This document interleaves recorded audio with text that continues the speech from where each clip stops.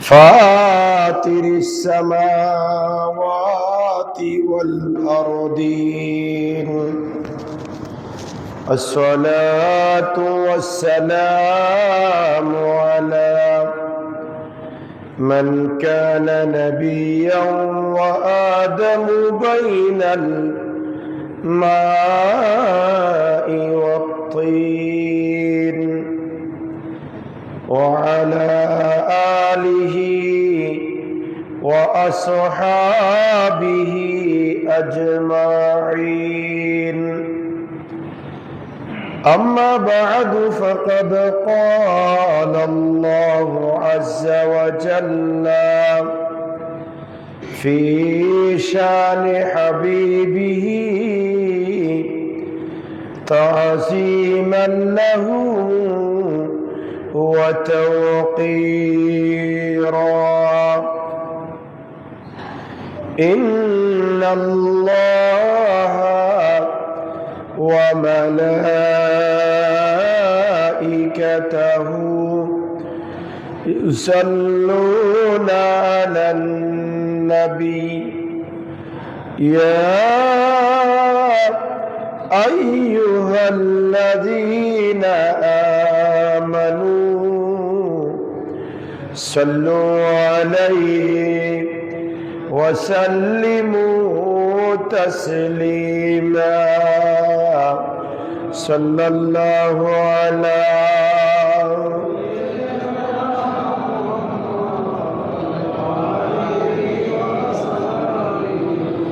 صلى الله على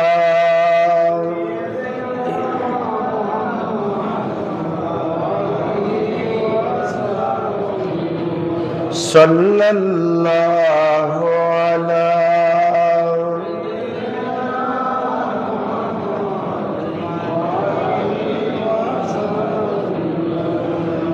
صلاة يا رسول الله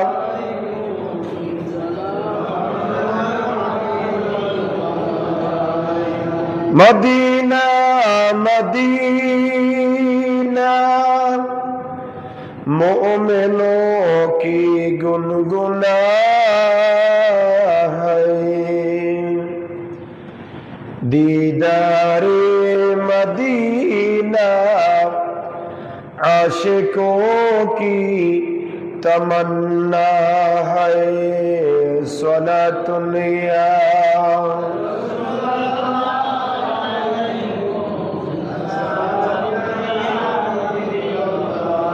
मदीने की खवा से जन्नती बू आती है खाके पाके मदीना में नूर जन्नत चमकती है सलातुल्लाह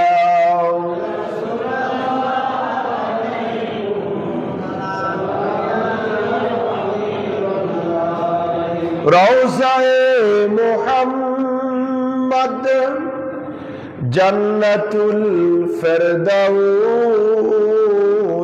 है मदीना मुहम्मद जन्नतुल मअवा है सलातुल्लाह सलामुन या हबीबल्लाह औज़ु बिल्लाहि मिनश शैतानिर रजीम बिस्मिल्लाहिर रहमानिर रहीम इन्ना अअतैनाकल कौसर सदक़ल्लाहु मौलानाल अज़ीम व बल्लगना रसूलुहुन नबियुल अमीन व नहनु अला ज़ालिका लमिनश शाहिदीन वश्शाकिरीन वल्हम्दुलिल्लाहि रब्बिल आलमीन। मुअज़्ज़ज़ मुहतरम हज़रात मुसल्लिन इसाम सम्मानित उलमाए किराम रहमानी व रहिमकुमुल्लाह।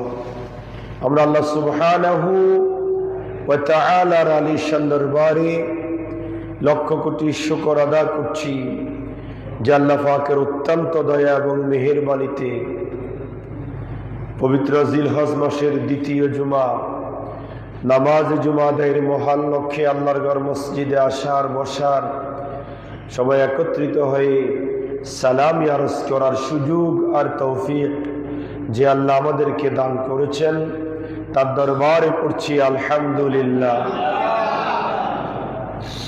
অলক্ষ দুরূদ ও সালামের হাদিয়া প্রেরণ করছি সোনার মদিনায় কামলিওয়ালা নবী, নুরুল নবী, বাদশা নবী, হায়াতুন নবী, ইমামুল আম্বিয়া নবী, সমস্ত নবীদের নবী, জান্নাতের মালিক নবী মুহাম্মদুর রাসূলুল্লাহ সাল্লাল্লাহু আলাইহি ওয়াসাল্লামার নূরি দরবার সোনার মদিনায় উচ্চ আওয়াজে আরেকবার পড়ছি আলহামদুলিল্লাহ।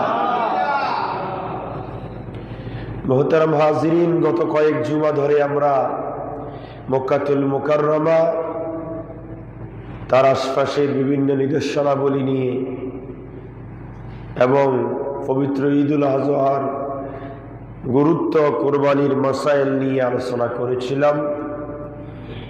ঈমানের দাবি মক্কাতুল মুকাররমার নিদর্শনাবলী নিয়ে আলোচনার পরে মদিনাতুল মুনাওয়ারার কি নিদর্শনাবলী রয়েছে সেগুলো আমাদের জানা।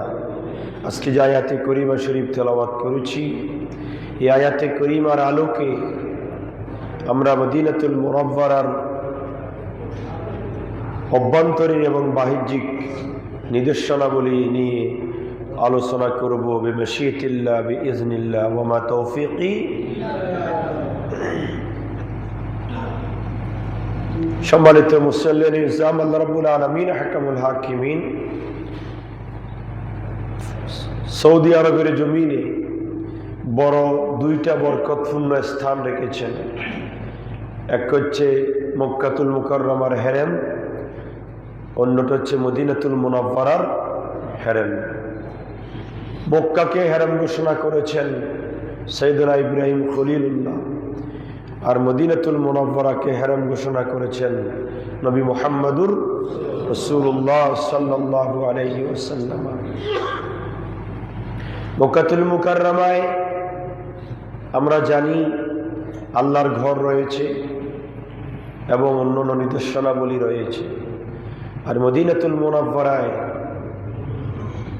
মক্কাতুল মুকাররমায় কাবা রয়েছে, মদিনাতুল মুনাওয়ারার কাবারও কাবা মুহাম্মদুর রাসূলুল্লাহ সাল্লাল্লাহু আলাইহি ওয়াসাল্লাম আছেন। সুবহানাল্লাহ। বাহ্যিক দৃষ্টিতে চিন্তা করলে মক্কাতুল মুকাররমা আল্লাহর ঘর, বড় গুরুত্বপূর্ণ স্থান।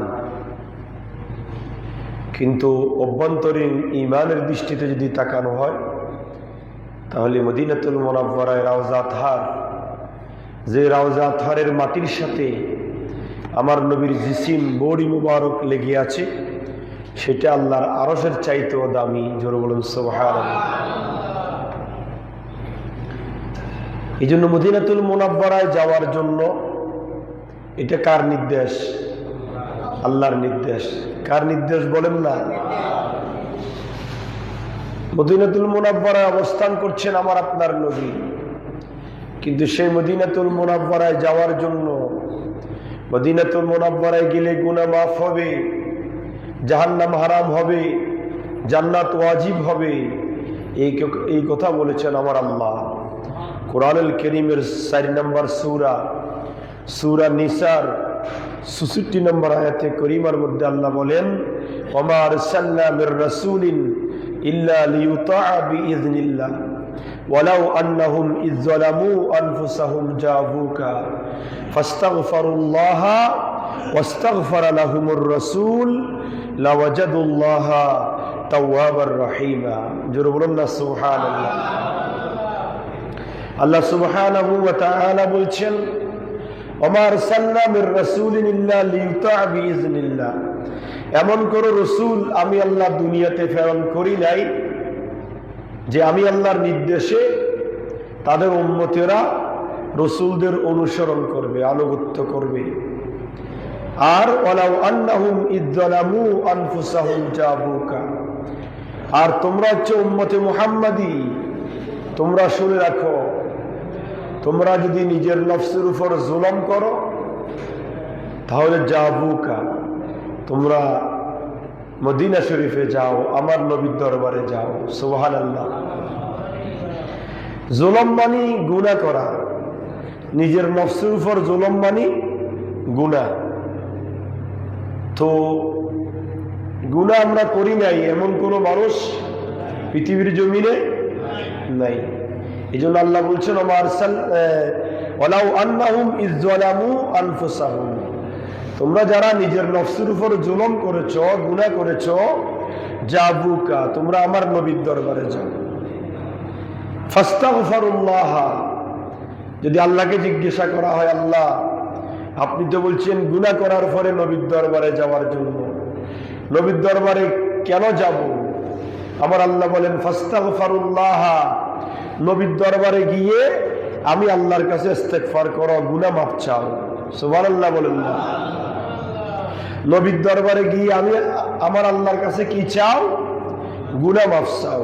ওয়াস্তাগফারা লাহুমুর রাসূল, আর আমার রাসূল যদি তোমাদের জন্য আমি আল্লাহর কাছে সুপারিশ করে, লাওয়াজাদুল্লাহ, লামে তাকিদ, অবশ্যই অবশ্যই বান্দা তুমি আমি আল্লাহকে পেয়ে যাবে তাওয়াবার রাহিমা, তওবা কবুলকারী হিসাবে। জোরে বলুন সুবহানাল্লাহ। এই আয়াতে কারিমার সুস্পষ্ট অর্থ হচ্ছে আমরা মদিনা শরীফে গিয়ে আল্লাহর কাছে আমরা তওবা করব। তওবা করব কার কাছে? আল্লাহর কাছে। তা আল্লাহর কাছে তওবা করব নবীর দরবারে বসে, নবীর সামনে বসে। আর আল্লাহ বলেন ওয়াস্তাগফারা লাহুমুর রাসূল, আর আমার রাসূল যদি তোমার জন্য সুপারিশ করে। সুবহানাল্লাহ। আপনি নবীকে সামনে নিয়ে আপনি আল্লাহর দরবারে তওবা করব, নবী যদি আমার জন্য আল্লাহর দরবারে কি করে? সুপারিশ করে। আল্লাহ বলেন লাওয়াজাদুল্লাহ, লামে তাকিদ, অবশ্যই অবশ্যই বান্দা তুমি আমাকে পেয়ে যাবে তাওয়াবার রাহিমা, তওবা কবুলকারী হিসাবে। আমি আল্লাহর নবীর উসিলায় তোমার তওবা কবুল করে তোমার জীবনের গুনাহ মাফ করে দিব। সুবহানাল্লাহ। তাহলে এটা হচ্ছে মদিনা শরীফে যাওয়ার জন্য আল্লাহ নিজেই উদ্বুদ্ধ করেছেন। কথা বলেন ঠিক কি না? সূরা নিসার ৬৪ নম্বর আয়াতে কারিমা। এটা মদিনা শরীফে যাওয়ার নির্দেশ কার পক্ষ থেকে? আল্লাহর পক্ষ থেকে। এবার আসেন মদিনা শরীফে অন্যতম যেটা নিদর্শন, সেটা হচ্ছে আমার নবীর রওজা মুবারক। সুবহানাল্লাহ। মানুষ মদিনায় যায় কেন? নবী আছে সেই জন্য। কথা বলেন না ঠিক কি না?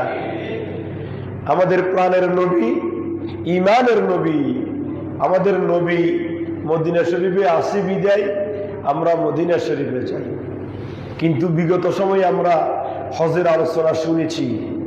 হজের ফরজ, ওয়াজিব, সুন্নত, মুস্তাহাব, নফল, এই সমস্ত ইবাদতের মধ্যে মদিনা শরীফে যাওয়ার কোনো নির্দেশ নাই।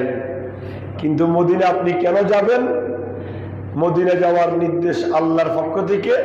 মদিনা এই জন্য যাবে, মদিনায় গেলে আল্লাহ বান্দার গুনাহ মাফ করবেন। সুবহানাল্লাহ। আর মদিনায় আছে যিনি, তিনি হচ্ছেন আমার আপনার নবী, হায়াতুন নবী, ইমামুল আম্বিয়া নবী মুহাম্মদুর রাসূলুল্লাহ। এই নবী যেই মাটির মধ্যে শুয়ে আছেন সেটা হচ্ছে রওজা মুবারক। সেটা নবী ওই রওজা মুবারকে শায়িত আছেন জীবিত অবস্থায়। এই রওজা মুবারকের মাটি, যে মাটি আমার নবীর দেহে, আমার নবীর বডিতে লেগেছে, সেই মাটি আরশ আজিমের চাইতেও দামি। সুবহানাল্লাহ। আরশ আজিমের চাইতেও সেই মাটি কি দামি। এই রওজা মুবারকের জিয়ারত সম্পর্কে আমার নবী বলেন মান যারা কবরি ওয়াজাবাত লাহু শাফাআতি। উম্মতে আমার, যারা আমি নবীর রওজা মুবারক জিয়ারত করবে তাদের জন্য সুপারিশ করা আমি নবীর উপর ওয়াজিব হয়ে যাবে। সুবহানাল্লাহ। আল্লাহ রাসূল আরো বলেন মান যারানি বাদা ওয়াফাতি, যারা আমি নবীর ইন্তেকালের পরে, ওয়াফাতের পরে যারা আমি নবীর জিয়ারত করবে, ফাকান্নামা জারানি ফি হায়াতি, তারা যেন আমি নবীর জীবদ্দশায়, জীবিত অবস্থায় আমি নবীর সাথে সাক্ষাৎ করলো। সুবহানাল্লাহ। মান সাল্লা ইনদা কবরি ফাসামি'তু, আমার রাসূল বলেন, তুমি সুদূর বাংলার জমিন থেকে, বিশ্বের বিভিন্ন অঞ্চল থেকে তুমি আমি নবীর রওজা মুবারকের সামনে এসে যখন আমি নবীর সামনে যখন দাঁড়াবে, অবস্থান করবে, হ্যাঁ, আমি নবীর সামনে দাঁড়িয়ে যখন আমি নবীর উপর দরুদ শরীফ পাঠ করবে, ফাসামি'তু, আমি নবী তোমার সেই দরুদের আওয়াজ নিজ কানে শুনি। সুবহানাল্লাহ। এবং তার জবাব দিই। সুবহানাল্লাহ বলবেন না? নবীর দরবারে গিয়ে সালামি আরজ করলে সেই সালাম নবী শুনেন এবং জবাব দেন। আর যদি বিশ্বের বিভিন্ন অঞ্চল থেকে আমি নবীর উপর সালাম পৌঁছানো হয় আমি নবীর রওজায়, এমন কিছু ফেরেশতা আছে যারা তোমাদের সালামি গুলা আমি নবীর দরবারে এনে পৌঁছায় দেয়। সুবহানাল্লাহ। এই জন্য আল্লাহ রাসূল বলেন, মান জারানি বিল মদিনাতে মুতাসিবান, যারা শুধুমাত্র মদিনা শরীফ জিয়ারত করার জন্য, মদিনা শরীফ দেখার জন্য, আমি নবীর রওজা থার জিয়ারত করার জন্য যারা শুধু মদিনা শরীফে যাবে, কুনতু লাহু শাহীদান ওয়া শাফিআন ইয়াউমাল কিয়ামah, আল্লাহ রাসূল বলেন, আমি নবী তার জন্য কিয়ামতের কঠিন ময়দানে সাক্ষীদাতা হয়ে যাব এবং তার জন্য সুপারিশকারী হয়ে যাব। সুবহানাল্লাহ। শুধু তাই নয়, আমার রাসূল আরো বলেছেন, মান জারানি মুতাআম্মিদান, যে ব্যক্তি ইচ্ছাকৃতভাবে আমি নবীর জিয়ারতে আসবে, মদিনা শরীফে আসবে, কানা ফি জাওয়ারি ইয়াউমাল কিয়ামা, কিয়ামতের ময়দানে সে উম্মত আমার প্রতিবেশী হয়ে যাবে। সুবহানাল্লাহ।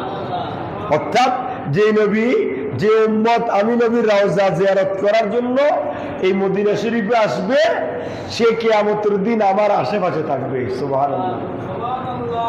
শুধু তাই নয়, মান হাজ্জা ইলা মাক্কাতা, আল্লাহ রাসূল বলেন, যে ব্যক্তি মক্কায় হজ করবে, মক্কায় কি করবে?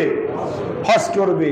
সুম্মা কাসাদানি ফি মসজিদি, কিন্তু আমি নবীর মসজিদে নামাজ পড়ার জন্য, আমি নবীর মসজিদে জিয়ারত করার জন্য, আমি নবীর মসজিদ দেখার জন্য যারা আসবে, কুতিবাত লাহু হুজ্জাতানে মাবরুরাতান, তার আমলনামার মধ্যে 2টি হজ, কবুল হজের সওয়াব তার আমলনামার মধ্যে লেখা হয়ে যাবে। সুবহানাল্লাহ।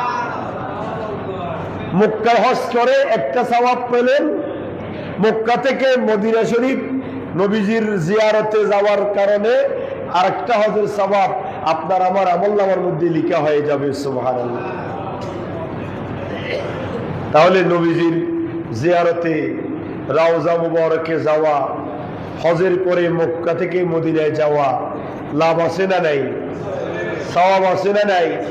শুধু তাই নয়, আল্লাহ রাসূল বলেন, মান জানি যায়রান লা তা'মালুহু হাজাতুহু ইল্লা জিয়ারতি কানা হাক্কান আলা আন আকুনা লাহু শাফিআন ইয়াউমাল কিয়ামah। সুবহানাল্লাহ। আল্লাহ রাসূল বলেন, যারা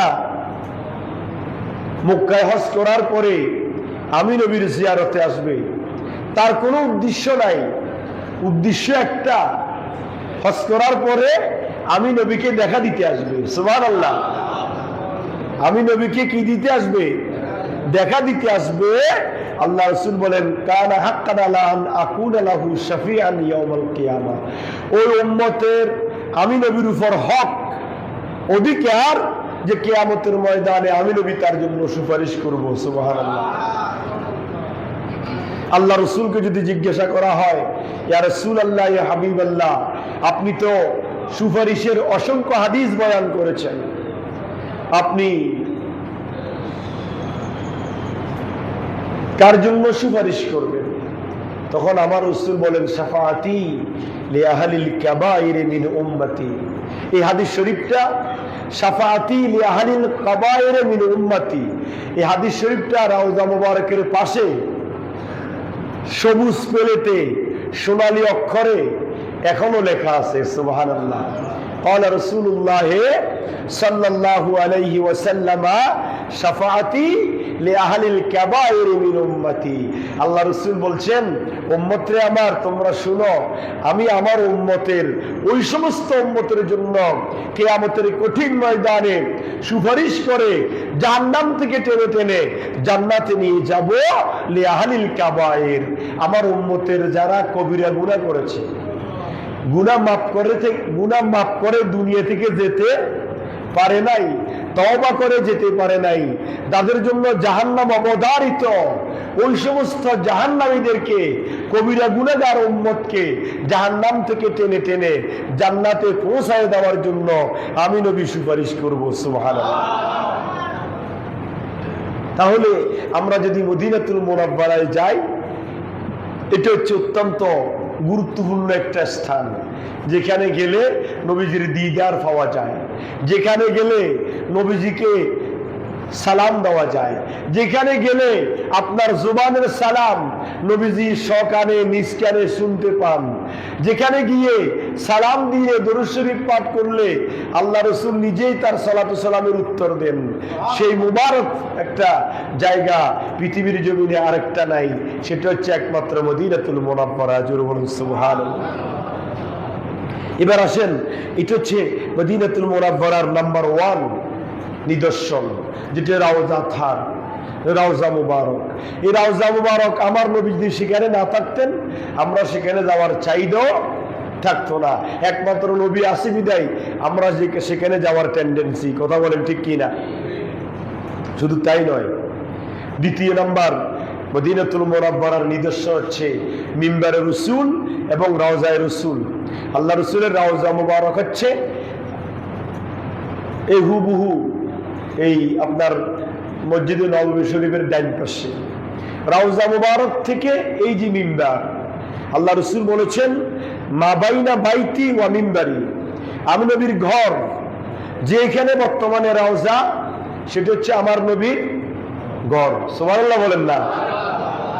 পৃথিবীর ইতিহাসে একমাত্র আমার নবী যে ঘরে বসবাস করেছেন স্ত্রী নিয়ে, সেই ঘরেই কিয়ামত পর্যন্ত থাকবেন, সেই ঘরেই নবীজির রাউজা, সেটা একমাত্র আমার নবীর জন্য খাস। সুবহানাল্লাহ। আর কোন নবীর জন্য সেটা ছিল না, কোন ব্যক্তির জন্য বৈধ নয়। যেই ঘরে বসবাস করবে সেই ঘরে তার কবর দেওয়া। আচ্ছা, কবরের পরে কবর, আমাদের এখানে কবর খুঁজা হয় ঝড় তুফানের দিনে, বৃষ্টি বাদলের দিনে, কবরে পানি উঠে, কবরে মাটি হয়, ফেক হয়ে যায়, লাশকে রাখতে অনিচ্ছাকৃত রাখতে হয়, কিন্তু কোনো কিছু দেওয়ার সুযোগ আছে নাই। পৃথিবীর জমিনে একমাত্র আমার নবী, আমার নবীর রাউজা কবর খনন করা হয়েছে, সেই কবরের মধ্যে ইয়েমিনি বেড, ইয়েমিনি চাদর বিছিয়ে দেওয়া হয়েছে, আমার নবীর কবরে বালিশ মুবারক দেওয়া হয়েছে, সেখানে আমার নবীকে শায়িত করা হয়েছে। সুবহানাল্লাহ।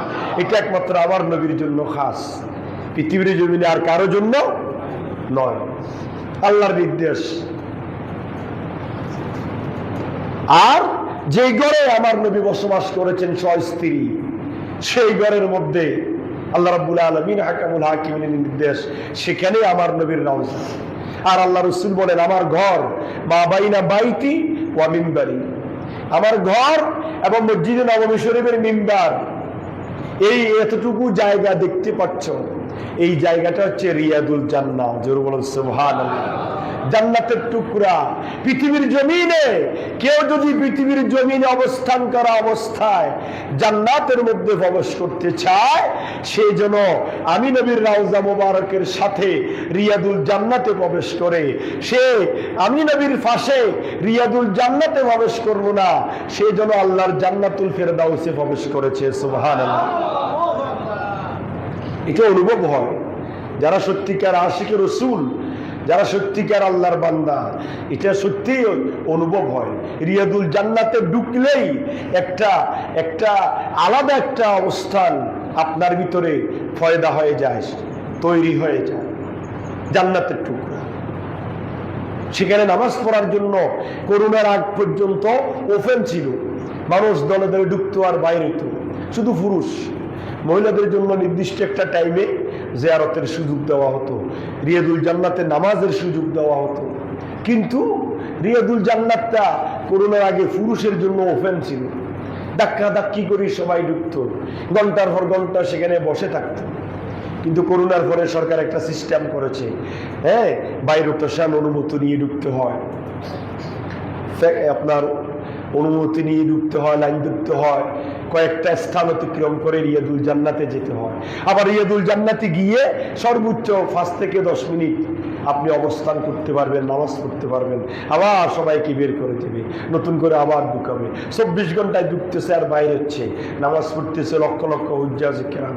এই রিয়াদুল জান্নাতে 2 রাকাত নামাজ পড়া মানে আল্লাহর জান্নাতের মধ্যে নামাজ পড়া। সুবহানাল্লাহ। এই জায়গা পৃথিবীর জমিনে আর কোনো জায়গায়, পৃথিবীর জমিনে আর কোনো জায়গায় জান্নাত নাই। আল্লাহ রসুলের জুবান অনুযায়ী একমাত্র মদিনাতুল মুনাওয়ারাতে জান্নাত আছে। সেটা কোথায়? সেটা আমার নবীর রওজা মুবারকের পাশে। জোরে বলুন সুবহানাল্লাহ। রওজা মুবারক কেন্দ্রিক 3 নম্বর নিদর্শন হচ্ছে মিম্বারে রসুল। এই মিম্বার খুতবা দেওয়া হয়। কি করা হয় বলেন না? খুতবা দেওয়া হয়। আমার নবীজির আমলে একটা খেজুর গাছের মিম্বার ছিল, উস্তুনে হান্নানা যেটাকে বলা হয়।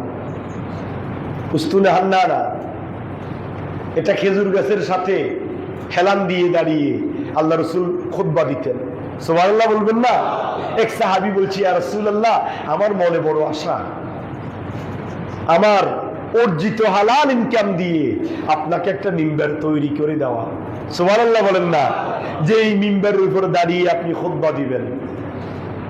আল্লাহ রাসূল সাল্লাল্লাহু আলাইহি ওয়াসাল্লাম অনুমতি দিয়েছেন। ওই সাহাবী মিম্বার তৈরি করেছে।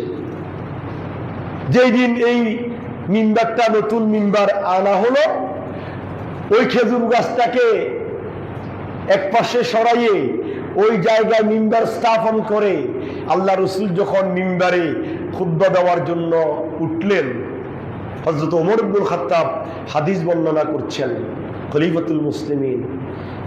আল্লাহ রসুল যখন মিম্বারে খুতবা দিচ্ছেন, ওই খেজুর গাছ ছোট বাচ্চার মতো কান্না আরম্ভ করেছে, রোনাজারি করছে।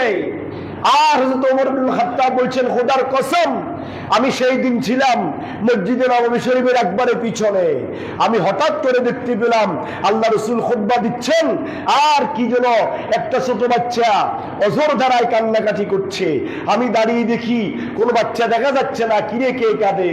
দেখে আল্লাহ রসুল আবার মিম্বার থেকে নেমে গেলেন, ওই খেজুর গাছকে জড়িয়ে ধরলেন এবং তাকে সান্ত্বনা দিয়ে বললেন যে তুমি শান্ত হও, যে আমি তোমাকে ওয়াদা দিলাম যে কিয়ামতের কঠিন ময়দানে মুসিবতের সময় আমি তোমার থেকে যে খেজুর গাছ, তোমার থেকে খেজুর বের হবে, সেই খেজুর আমি আমার উম্মতকে খাওয়াবো, আর তোমাকে আমি সাথে রাখবো। জোরে বলুন সুবহানাল্লাহ। উস্তুনে হান্নানা আজ হিজরে রসুল নালামি জাদ হামসুয়ার বাবে কুল। যে এই উস্তুনে হান্নানা খেজুর গাছ পর্যন্ত আল্লাহ রসুলের ত্যাগ বিরহ সহ্য করতে পারে নাই। সে উস্তুনে হান্নানা, সেই খেজুর গাছকে সরিয়ে এই মিম্বার দেওয়া হয়েছে, সেই খেজুর গাছটাকে সেই জায়গায় দাফন করা হয়েছে। এবং আল্লাহ রসুল বলেছেন যে আরেকটা নিদর্শন, 4 নম্বর যে নিদর্শন, সেটা হচ্ছে মক্কা শরীফে আছে হাউজে আপনার জমজম। মক্কা শরীফ কি আছে? জমজম। সেই জমজমের পানি পান করলে রোগ থেকে শেফা হয়, জ্ঞান বৃদ্ধি পায়, ধন সম্পদ বেড়ে যায়। কিন্তু মদিনাতুল মুনাওয়ারা আছে হাউজে কাউসার। জোরে বলুন সুবহানাল্লাহ। মক্কা থেকে মদিনার সবকিছু দামি। আল্লাহু আকবার। বলে হুজুর কেমন? মক্কা থেকে মদিনার সবকিছু দামি। এই জন্য মক্কার জমজম আপনি পান করলে খিদা নিবারণ হবে, রোগ থেকে শেফা হবে, টাকা পয়সা বেড়ে যাবে। এটা দুনিয়ার, এটা কি? এটা দুনিয়াতে। কথা বলেন ঠিক কিনা?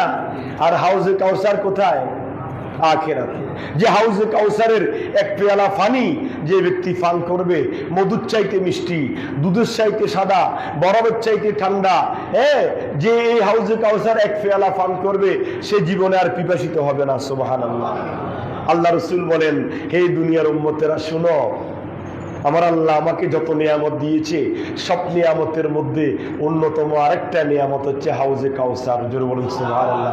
আমার আল্লাহ বলেন ইন্না আতাইনাকাল কাউসার, নবী আমার আপনাকে কাউসার দান করেছি। সুবহানাল্লাহ। নবীকে যে আল্লাহ কাউসার দিয়েছেন সেই কাউসারটা কোথায়? মদিনায়। কোথায় বলেন না? মদিনাতুল মুনাওয়ারায়। সেই কাউসার কোথায়? এই আপনার আমার নবীর মিম্বারের নিচে হচ্ছে হাউজে কাউসার। সুবহানাল্লাহ। মা বাইনা বাইতি ওয়া মিম্বারি রাউদাতুম মিন রিয়াদিল জান্নাহ ওয়া মিম্বারি আলা হাউদি, আমার হাউজে কাউসারের উপর হচ্ছে আমি নবীর মিম্বার। জোরে বলুন সুবহানাল্লাহ। সেই হাউজে কাউসার মদিনাতুল মুনাওয়ারায় এখনো আছে না নাই? কিয়ামত পর্যন্ত থাকবে কি থাকবে না? সুবহানাল্লাহ। এটা হচ্ছে অন্যতম নিদর্শন মদিনাতুল মুনাওয়ারা। মদিনাতুল মুনাওয়ারার আপনার আরেকটা নিদর্শন হচ্ছে মসজিদে নববী শরীফ। এই মসজিদে নববী শরীফে নামাজের তারতম্য আছে না নাই? পৃথিবীর জমিনে 3টা মসজিদ, লা তাশুদ্দুর রিহাল ইল্লা ইলা সালাসাতা মাসাজিদ। আল্লাহ রাসূল বলেছেন 3 মসজিদ ছাড়া অন্য কোন মসজিদে সওয়াবের আশায় যাওয়া নিষেধ। 3 মসজিদ ছাড়া পৃথিবীর জমিনে আর কোনো মসজিদ নাই। সব মসজিদ সমান। সব মসজিদ গ্রামের বেড়ার ঘর, টিনের ঘর, সালের ঘর, আপনার শহরের টাইলসওয়ালা মসজিদ, এখানে প্রতিদিন এরকম 27 রাকাত, 1 রাকাতে 27 রাকাতের সওয়াব। গ্রামের টিনের ঘর, সালের সানি ঘর, সেটা তো সমান সওয়াব। ডিফারেন্স হচ্ছে জুমা মসজিদ হইতে হবে। তো পৃথিবীর জমিনে বাইতুল মুকাররমে বসলে যে সওয়াব, আপনার গ্রামের একটা অহর গ্রাম, সেখানে বাঙ্গা জরাজীর্ণ একটা ঘর মসজিদ, সেটাতে যে সওয়াব বাইতুল মুকাররমেও সেই সওয়াব। কিন্তু পৃথিবীর জমিনে 3টা মসজিদ ডিফারেন্স রয়েছে। একটা হচ্ছে আল মসজিদুল হারাম। মসজিদে হারামের মধ্যে 1 রাকাতে 1 লক্ষ রাকাতের সওয়াব। সুবহানাল্লাহ। মসজিদে হারামের মধ্যে 1 রাকাতে 1 লক্ষ রাকাতের সওয়াব। আর মসজিদে নববী শরীফ 1 রাকাতে 50,000 রাকাতের সওয়াব। আর মসজিদে আকসা 1 রাকাতে 25,000 রাকাতের সওয়াব। জোরে বলুন সুবহানাল্লাহ। কিন্তু আল্লাহ রাসূল বলেন ক্বালা রাসূলুল্লাহ সাল্লাল্লাহু আলাইহি ওয়াসাল্লাম সালাতু ফিল মসজিদি হাযা খায়রুম মিন আলফি সালাতিন ফীমা সাওয়াউ মিনাল মসজিদি ইলাল মসজিদিল হারাম। তোমরা মসজিদে হারামে নামাজ পড়বে, সেটার চাইতে আমি নবীর মসজিদে নামাজ পড়লেও সওয়াব কোনো সে কম নয়। জোরে বলুন সুবহানাল্লাহ। অন্যতম একটা জায়গা হচ্ছে মসজিদে নববী শরীফ। সেখানের কারুকার্য আরো একটা তাজ্জুব দৃশ্য। মসজিদে নববী শরীফের কারুকার্যগুলা যে সুন্দর, সুশ্রী, আকর্ষণীয়, এটা পৃথিবীর ইতিহাসে বিরল। অন্য কোনো জায়গায় এই ধরনের কারুকার্য খচিত মসজিদ কেউ দেখেছে কিনা আমার মনে হয় না। মসজিদে নববী শরীফের আপনি এক পাশে দাঁড়াবেন, 1 চোখের রাস্তা, পুরোটা সেম সমান, যেদিকে তাকান সেই দিকে সেম কারুকার্য, কন্ডিশন, ফ্যান, লাইট, সিস্টেম, এগুলো আমার নবীর কারামত, মুজিজা। জোরে বলুন সুবহানাল্লাহ। তারপরে এই মসজিদে নববী শরীফের জিয়ারতের ফজিলত, অসংখ্য ফজিলত রয়েছে। সুবহানাল্লাহ বলেন না? আল্লাহ রাসূল ইরশাদ করেছেন ওয়ালি যায়রিল কবরিল মুস্তাফা সাল্লাল্লাহু আলাইহি ওয়াসাল্লাম 10 কারামাত। নবীজির রওজা মুবারক জিয়ারত করলে 10টা ফজিলত। সুবহানাল্লাহ। কয়টা ফজিলত? 10টা। আল্লাহ রাসূল বলেন ইউতা আলাল মারাতিব, সর্বোচ্চ সম্মান দেওয়া হবে যে ব্যক্তি নবীজির রওজা মুবারক জিয়ারত করার জন্য যাবে, তাকে আল্লাহ সর্বোচ্চ সম্মানে ভূষিত করবেন। সুবহানাল্লাহ। কিছুক্ষণ আগে তো শুনলেন জিয়ারতের ফজিলত। রওজা মুবারক জিয়ারত করা মানে রাসূলের সাথে সশরীরে কি করা? দেখা করা। আর এখানে আলাদাভাবে আল্লাহ রাসূল বলেছেন ইউতা আলাল মারাতিব, সর্বোচ্চ সম্মানে ভূষিত করা হবে যে ব্যক্তি রওজা মুবারক জিয়ারত করবে। ইয়াবলুগু আসনাল মাতালিব, সর্বোচ্চ লক্ষ্যে পৌঁছানো হবে যে ব্যক্তি আমি নবীর রওজা মুবারক জিয়ারত করবে, সুবহানাল্লাহ। একজন মানুষের কিছু লক্ষ্যমাত্রা থাকে কি থাকে না? একজন মানুষের বিভিন্ন চাহিদা থাকে, লক্ষ্যমাত্রা থাকে, উদ্দেশ্য থাকে যে আমি এই লক্ষ্যমাত্রায় পৌঁছব। আল্লাহ রসুল বলেন তুমি তোমার উদ্দেশ্যে সফল হওয়ার জন্য অন্যতম হচ্ছে ইয়াবলুগু আসনাল মাতারিব, তুমি আমি নবীর রওজা মুবারক জিয়ারত করো, আল্লাহ তোমাকে সর্বোচ্চ উদ্দেশ্যে তোমাকে আল্লাহ সফল করবেন, সুবহানাল্লাহ। কাদাউল মাআরিফ, আল্লাহ রসুল বলেন যাবতীয় অভাব পূরণ হয়ে যাবে, সুবহানাল্লাহ বলেন না। যে ব্যক্তি রওজা মুবারক জিয়ারত করবে আল্লাহ পাক তার সব অভাব কি করে দিবেন? পূরণ করে দিবেন, সুবহানাল্লাহ বলবেন না। 3 নম্বর হচ্ছে বজলুল মাওয়াহিব, আল্লাহ পাকের অনুগ্রহ সে লাভ করতে পারে। যে ব্যক্তি রওজা মুবারকের জিয়ারত করবে আল্লাহ পাক তার প্রতি দয়া করেন, অনুগ্রহ করেন। 5 নম্বর হচ্ছে আল আমনু মিনাল মাআতি, বিপদ থেকে মুক্তি লাভ করবে। জটিল কঠিন বিপদ থেকে আল্লাহ পাক তাকে নাজাত দিবেন যে ব্যক্তি রওজা মুবারক জিয়ারত করবে, সুবহানাল্লাহ। 6 নম্বর তাতহিরু মিনাল মাআইব, সমস্ত দোষ ত্রুটি থেকে আল্লাহ তাকে ফুত পবিত্র রাখবেন, সুবহানাল্লাহ। দোষ মানে শরীয়ত বিরোধী দোষ, শরীয়তের দৃষ্টিতে যতগুলো দোষ থাকবে আল্লাহ পাক তাকে সেই দোষ থেকে লাঘব করবেন, মুক্ত রাখবেন, তাকে আল্লাহ দোষ ত্রুটি মুক্ত রাখবেন যে ব্যক্তি নবীজির রওজা মুবারক জিয়ারত করবে, সুবহানাল্লাহ। 7 নম্বর হচ্ছে তাসহিলুল মাসাইব, যে ব্যক্তি রওজা মুবারক জিয়ারত করবে আল্লাহ পাক তাকে জটিল কঠিন রোগ থেকে মুক্তি দিবেন, সুবহানাল্লাহ। জটিল কঠিন রোগ থেকে কি করবেন? মুক্তি দান করবেন।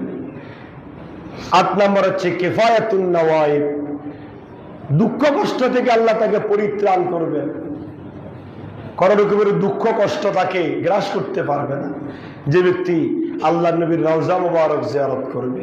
9 নম্বর হচ্ছে হুসনুল আওয়াকিব, সর্বোচ্চ এবং উত্তম পরিণতি আল্লাহ ওই বান্দাকে দান করবেন যে বান্দা আল্লাহ নবীর রওজা মুবারকের জিয়ারত করবে। 10 নম্বর হচ্ছে রাহমাতু রাব্বিল মাশারিকিল আরদি ওয়াল মাগারিব, আল্লাহ রাসূল বলেন আসমান এবং জমিন দুবয়ের তামাম পৃথিবীর একমাত্র মালিক আল্লাহ রাব্বুল আলামিনের রহমত সে লাভ করতে পারবে, সুবহানাল্লাহ। কেন পারবে না? যে রওজাতে জিয়ারত করতে যাবে তিনি তো রাহমাতুল লিল আলামিন, রাহমাতুল লিল আলামিনের সাথে সাক্ষাৎ করলে আল্লাহ খুশি হয়ে তাকে রহমত দিয়ে ভরপুর করবেন, সুবহানাল্লাহ। লাভ আছে না নাই? সুতরাং আসুন আমরা আজকে রওজা মুবারকের মদিনাতুল মুনাওয়ারার মসজিদে নববী শরীফের আঙ্গিনায় আমরা বিশেষ করে রওজা মুবারকের চতুর্পাশে কি নিদর্শনাবলী রয়েছে এগুলো নিয়ে আমরা আলোচনা করেছি। রওজা মুবারক জিয়ারতের ফজিলত, গুরুত্ব, মিম্বার এবং রিয়াদুল জান্নাহ, তারপরে আপনার হাউজে কাউসার, তারপরে মসজিদে নববী শরীফ, এই সমস্ত বিষয় নিয়ে আমরা আলোচনা করেছি। আমরা আগামী জুমা ইনশাআল্লাহ মদিনাতুল মুনাওয়ারার চতুর্পাশে মদিনা কেন্দ্রিক, রওজা মুবারক কেন্দ্রিক যে সমস্ত নিদর্শনাবলী রয়েছে সেই নিদর্শনাবলী নিয়ে আমরা আলোচনা করব। এটা অত্যন্ত বরকতের স্থান। আল্লাহ রসুল আমাদের ঈমান, আমাদের কি বলেন না? আমাদের ঈমান। আল্লাহ রসুলে আমাদের সব কিছু। আল্লাহ রসুলের বদৌলতে আল্লাহ আমাদেরকে সব নিয়ামত দিয়েছে এবং অতি সম্মানিত করেছে। শুধু দুনিয়াতে নয়, কিয়ামতের কঠিন ময়দানেও আল্লাহ সম্মানিত করবেন, সুবহানাল্লাহ বলেন। উম্মতে মুহাম্মাদীকে কেন সবচাইতে পরে দুনিয়াতে পাঠানো হয়েছে? আল্লাহ রসুলকে জিজ্ঞাসা করা হয়েছে, ইয়া রাসূলুল্লাহ, আগেকার উম্মতকে অনেক আগে পাঠিয়েছে, তাদের হায়াত ছিল 100 বছর, 200 বছর, 300 বছর, 700 বছর, 1000 বছর, আর আপনার উম্মতের বয়স একেবারে কম, গড়ে 40 বছর, 37 বছর, 50 বছর। আপনার উম্মত কেউ আছে 60 বছর, 70 বছর, সর্বোচ্চ 80 বছর, 90 বছর। কারণটা কি? এবং আপনার উম্মতকে সবার শেষে কেন পাঠানো হয়েছে? প্রশ্ন কয়টা? বলেন না কয়টা? আপনার উম্মতকে সব উম্মতের পরে কেন পাঠানো হলো? আপনার উম্মতের হায়াত কেন কম হলো? আল্লাহ রসুল মুস্কি হাসি জবাব দিলেন, উম্মতেরা আমার, সাহাবীরা আমার, তোমরা তো জানো না আল্লাহর হিকমত, তোমরা তো আমার উম্মত। সুবহানাল্লাহ বলেন না? আমার উম্মত তো বড় আদরের উম্মত, আমার উম্মত তো বড় সৌভাগ্য উম্মত। আমার উম্মতকে শুধু আমি ভালোবাসি না, আমার উম্মতকে স্বয়ং আল্লাহ ভালোবাসেন। সুবহানাল্লাহ। আমার উম্মতের হায়াত কম দেওয়া হয়েছে এই জন্য, যাতে করে কম হায়াতের মধ্যে আমার উম্মত কম গুনাহ করতে পারে।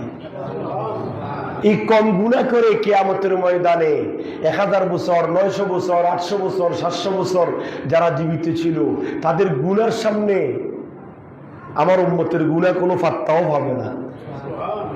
মাত্র যদি কেউ 50 বছর বাঁচে, 10 বছর তো মাফ। প্রথম 10 বছর কি মাফ, আর বাকি কয় বছর? তো 40 বছরে যা গুনাহ করেছে আমার উম্মত, আর আদম সফিউল্লাহর উম্মত, ঈসা রুহুল্লাহর উম্মত, অন্যান্য উম্মত তো 40 বছর, আপনার 100 বছরে, 200 বছরে, 300 বছরে অনেক গুনাহ করেছে। তো তাদের গুনার সামনে আপনার 40-50 বছরের গুনাহ নজরে আসবে?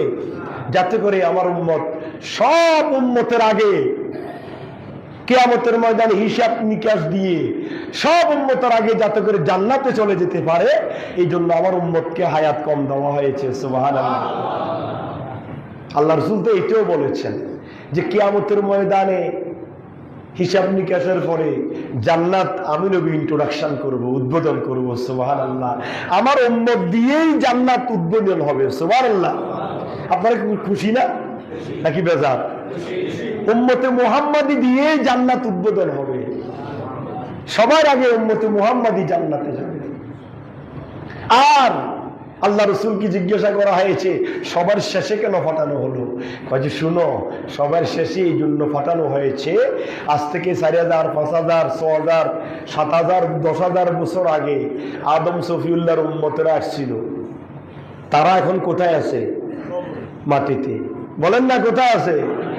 আমার উম্মতকে সবার শেষে ফাটানো হয়েছে এই জন্য, যাতে করে আমার উম্মত কবরে কম সময় থাকতে হয়। এই জন্য আমার উম্মতকে সব উম্মতের পরে ফাটানো হয়েছে। সুবহানাল্লাহ। উম্মতে মুহাম্মাদীকে আল্লাহ ভালোবাসে। সুতরাং আসুন সেই নবীর জিয়ারত চেষ্টা করবেন সবাই। টাকা পয়সা এদিক সেদিক বিভিন্ন জায়গায় উড়ে না দিয়ে আল্লাহ রসুলের জিয়ারতে যাবেন, মক্কাতুল মুকাররমায় যাবেন, আল্লাহ পাকের দরবারে, নবীজির দরবারে উপস্থিত হবেন। আল্লাহ রসুল বলছে, তুমি বাংলার জমিন থেকে যদি মনসুরাবাদ মসজিদে দাঁড়িয়ে সালাম দাও, সেই সালাম একদল ফেরেশতা আছে, তারা নিয়ে আমি নবীর কাছে পৌঁছাই দেয়। সুবহানাল্লাহ।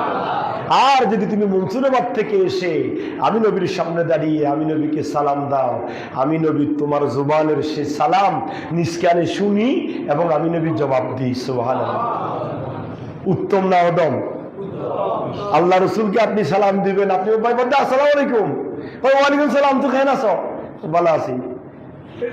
এটাতে মনে একটা তৃপ্তি আছে না নাই?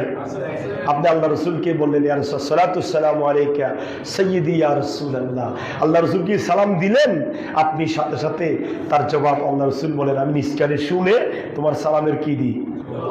জবাব দিই। হয়তো আমাদের কাছে এতটুকু এবিলিটি, যোগ্যতা নাই বিধায় আমরা শুনি না আল্লাহ রসুলের সালাম। কিন্তু এমন এমন এমন এমন উম্মত আছে, তারা আল্লাহ রসুলের সালাম নিষ্কানে শুনেছে। সুবহানাল্লাহ। যারা আল্লাহর ওলি, যারা আল্লাহর বুজুর্গ, যারা নবীজির কে হায়াতে জিন্দিগিকে কত হাজার বার দেখেছে, তার কোনো ইয়ত্তা নাই। হ্যাঁ, কিভাবে দেখেছে? স্বপ্ন যোগে। সুবহানাল্লাহ বলেন না? আল্লাহ রসুল বলেন, কেউ যদি স্বপ্ন যোগে আমাকে দেখে, সত্যিই আমাকে দেখেছে। আল্লাহু আকবার। লা ইয়াতামাসসালু বি শয়তান। শয়তান সব পারে, মনে রাখবেন, শয়তান সব পারে। এটা আল্লাহ শয়তানকে অর্ডার দিয়েছেন। শয়তান আল্লাহ থেকে চেয়ে নিয়েছে, কিন্তু শয়তান আমি নবীর আকৃতি, আমার নবীর আকৃতি ধারণ করতে পারে না। সুবহানাল্লাহ। লা ইয়াতামাসসালু বি শয়তান। শয়তানকে আল্লাহ এই জিনিসটা দেয় নাই যে শয়তান আল্লাহ রসুলের আকৃতি ধারণ করবে। সুতরাং সেই নবীর জিয়ারতে যাবেন, সেই নবীর মোহাব্বত অন্তরে রাখবেন, বেশি বেশি নবীজির উপর দুরূদ শরীফ পাঠ করবেন। দেখেন স্বপ্নযোগে নবীজির দিদার হয়ে যাবে, কোনো সন্দেহ নাই। চলন বলন, উঠা বসায়, লেনদেনে যতক্ষণে সুযোগ পাবেন বেশি বেশি শুধু নবীজির উপর দরুদ শরীফ পড়বেন। রাত্রে ঘুমাই গিয়েছেন, ঘুমের আগে 2 রাকাত ওযুর নামাজ পড়ে সুন্দর করে বিছানা ঝেড়ে বিছানায় উঠি ডাইন কাত হয়ে ঘুমাবেন। দোয়া সূরা যেগুলা পড়ার সেগুলা পড়ে নবীজিকে দরুদ শরীফ পড়তে পড়তে ঘুমিয়ে যাবেন। দেখবেন এই স্বপ্নের ভোরে আপনার ভাঙ্গা ঘরে আল্লাহ রাসূল হাজির। সুবহানাল্লাহ। আপনি আল্লাহ রাসূলকে দেখার পরে যদি সন্দেহ করেন তাহলে ঈমান চলে যাবে। কারণ আল্লাহ রাসূল বলছে শয়তান আমার আকৃতি ধারণ করতে, আল্লাহ শয়তানকে সব যোগ্যতা দিয়েছে, আমি নবীর আকৃতি ধারণ করার যোগ্যতা দেয় নাই। যে ব্যক্তি মানরানি feel Manam ফাসাইরানি feel ইয়াকজাতে, মানরানি feel Manam ফাকাদ রাআল হক, যে ব্যক্তি আমি নবীকে স্বপ্নে দেখলো সত্যিই আমি নবীকে দেখেছে। আল্লাহু আকবার। আর যে ব্যক্তি স্বপ্ন যোগে আমি নবীকে দেখে ফেলবে তার জন্য চিরতরে জাহান্নাম হারাম হয়ে যাবে। সুবহানাল্লাহ। আসেন সেই নবীকে দেখার জন্য সেই নবীর সঠিক আশিক উম্মত হওয়ার আল্লাহ পাক তৌফিক দান করুক। আমিন। ওয়া মা আলাইনা ইল্লাল বালাগ। আসসালামু আলাইকুম ওয়া রাহমাতুল্লাহ।